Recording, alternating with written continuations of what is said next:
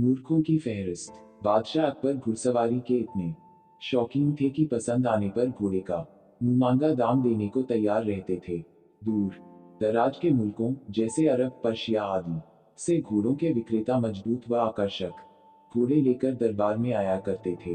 बादशाह अपने व्यक्तिगत इस्तेमाल के लिए चुने गए घोड़े की अच्छी कीमत दिया करते थे।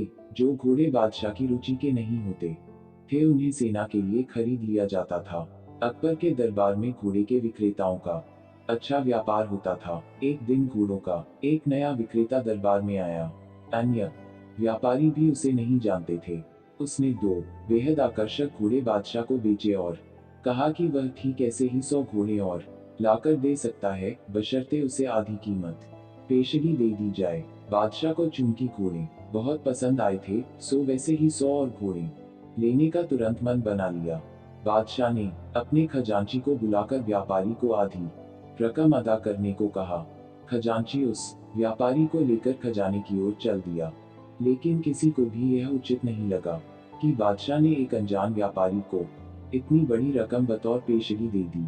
लेकिन विरोध जताने की हिम्मत किसी के पास न थी। सभी चाहते थे कि बीरबल यह मामला उठाए। बीरबल भी इस सौदे से खुश न था। वह बोला, हुजूर, कल मुझे आपने शहर भर के मूर्खों की सूची बनाने को कहा था। मुझे खेद है कि उस सूची में आपका नाम सबसे ऊपर है। बादशाह अकबर का चेहरा मारे गुस्से के सुर्ख हो गया। उन्हें लगा कि बीरबल ने भरे दरबार में विदेशी मेहमानों के सामने उनका अपमान किया है।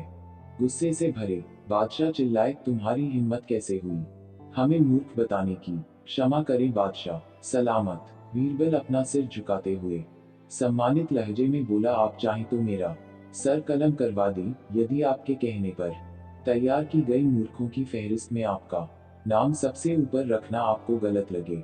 दरबार में ऐसा सन्नाटा छा गया कि सुई गिरे तो आवाज सुनाई दे जाए। अब बादशाह अकबर अपना सीधा हाथ उठाए तर्जनी को बीरबल की ओर ताने आगे बढ़े। दरबार में मौजूद सभी लोगों की सांस जैसे थम सी गई थी। उत्सुकता व उत्तेजना सभी के चेहरों पर नृत्य कर रही थी। उन्हें लगा कि बादशाह सलामत बीरबल का सिर धड़ से अलग कर देंगे। इससे पहले किसी की इतनी हिम्मत न हुई थी कि बादशाह को मूर्ख कहे। लेकिन बादशाह ने अपना हाथ बीरबल के कंधे पर रख दिया। वह कारण जानना चाहते थे।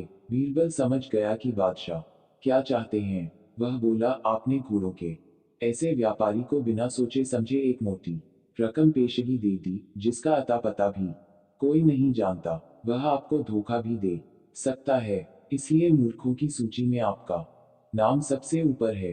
हो सकता है कि अब वह व्यापारी वापस ही न लौटे।